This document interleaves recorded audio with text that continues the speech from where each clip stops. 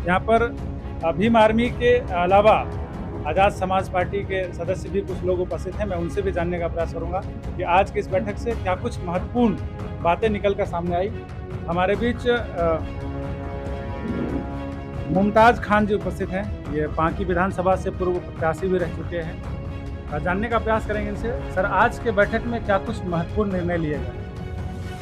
आज के बैठक में महत्वपूर्ण निर्णय ये है कि जो हमारे चीफ भीम आर्मी के एडवोकेट चंद्रशेखर साहब का जो आदेश है ऊपर से कि गांव चलो अभियान के तहत राय विचार करने की बैठक थी और इसमें निर्णय लिया गया कि गांव जाएंगे और गांव में जा कर के लोगों को जागरूक करेंगे और जागरूक करेंगे जो विद्वान हैं, बाबा साहब भीमराव अम्बेडकर का जो सिद्धांत है और संत शिरोमणि रविदास का है, गौतम बुद्ध का है, फातिमा शेख का है, जो अच्छे कार्य किए हैं लोग समाज के लिए, उनकी बात को वहाँ बताना है और लोगों को जोड़ना है। जो लोग शोषित वंचित पीड़ित परिवार में हैं और उनको न्याय नहीं मिल रहा है, उनको न्याय कैसे मिले इसके लिए जागरूक करना है। और ये तमाम जागरूक करने में गाँव जाएंगे, गाँव में सब लोगों को जोड़ेंगे, जोड़ करके एक संगठन बनेगी बाजाप्ता गांव स्तर से, ग्राउंड से,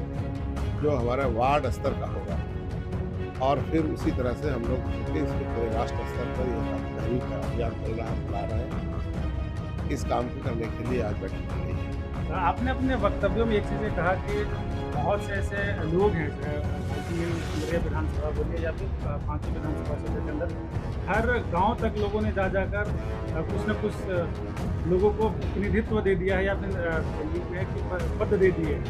उन लोगों को समझाना एक चैलेंज के रूप में होगा, तो आप उस चैलेंज को किस तरीके से लेते हैं? देखिए है ये बात सही बात, मैंने कहा कि ये मुश्किल काम जरूर है कि बड़ी बड़ी ताकतें और बड़े बड़े साधन और संसाधन के साथ लोगों का काम चल रहा है।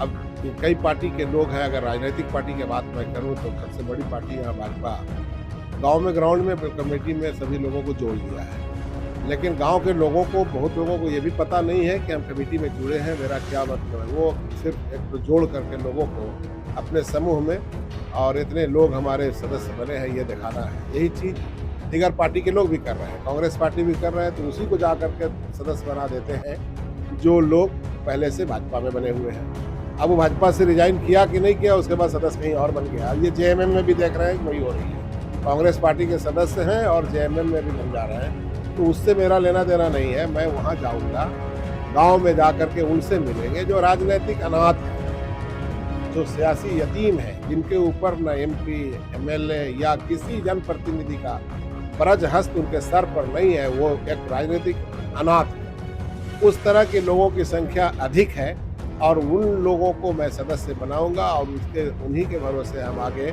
राज्य के बड़े पंचायत में या देश के बड़े पंचायत में जाने का रास्ता निकालेंगे और वहाँ जा करके लोगों के न्याय की बात की जाएगी, जिन्हें साथ अन्याय हो रहा है, जो शोषित वंचित लोग हैं। एक चीज़ और आपने कहा कि आप विधानसभा पांकी विधानसभा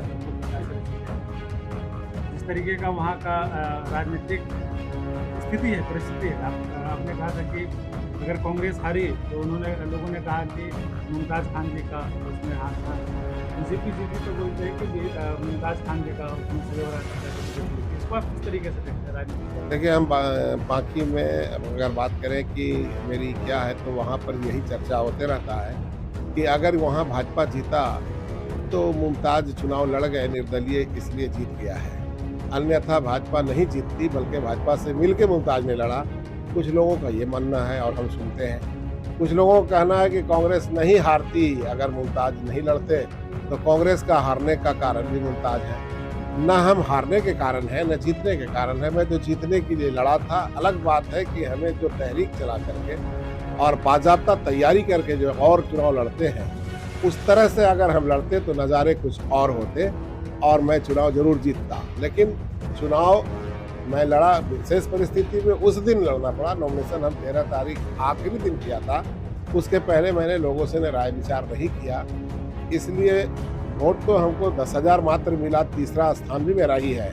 अगर हमसे तीसरे स्थान में किसी का नंबर ज़्यादा नहीं, किसी को ज़्यादा वोट नहीं मिला, मेरा मानना है कि अगर हम पहले से प्रचार प्रसार करके उम्मीदवार घोषित रहते तो हमको वहाँ ये सुनने के लिए नहीं मिलता कि किसी को हराने और किसी को जिताने के लिए गए हैं। अब आगे जो काम हम कर रहे हैं इलाका में और जो लोग कर रहे हैं उसमें हमारे अंदर काम करने के जो तरीके हैं वो लोगों से भिन्न है और वो जनहित में है और जात समाज और धर्म से अलग है। हम धर्म जात से अलग होकर के लोगों का काम कर रहे हैं और लोगों को लाभ मिल रहा है, हम ये समझ रहे हैं और उससे हम संतुष्ट हैं और सहमत हैं। भीम आर्मी के जितने भी युवा कार्यकर्ता हैं उनको आप गांव-गांव तक जाने के लिए क्या संदेश देंगे? भीम आर्मी के लोगों को मैंने कहा है कि आप नए हैं, अनुभव का जरूर अभाव होगा। अनुभवी आदमी का आप अनुभव ग्रहण करें और उनसे संपर्क करें और उनके साथ मिल करके अच्छे चीज़ को अच्छे तरीके से साधन विहीन है बावजूद इसके आप मेहनत ईमानदारी से मिलजुल कर करें, सभी साथी आपस में समन्वय बना के करें तो ये बड़ी मुश्किल काम बड़ा आसान हो सकता है। कोई मुश्किल काम मुश्किल नहीं, आसान है जब इच्छा शक्ति दृढ़ शक्ति जिसके अंदर है। तो ये बात मैंने कहा है लोगों को और आगे भी कहते रहेंगे और हम बोले हैं कि मेरा जो अनुभव है हम अपने अनुभव से आप लोगों के साथ कदम से कदम और कंधे से कंधे मिला करके काम करेंगे। हमको खुशी है कि लोगों को न्याय मिलने के लिए हम लोग कहीं काम आ सकें। बहुत ही अच्छी जानकारी इन्होंने दिया कि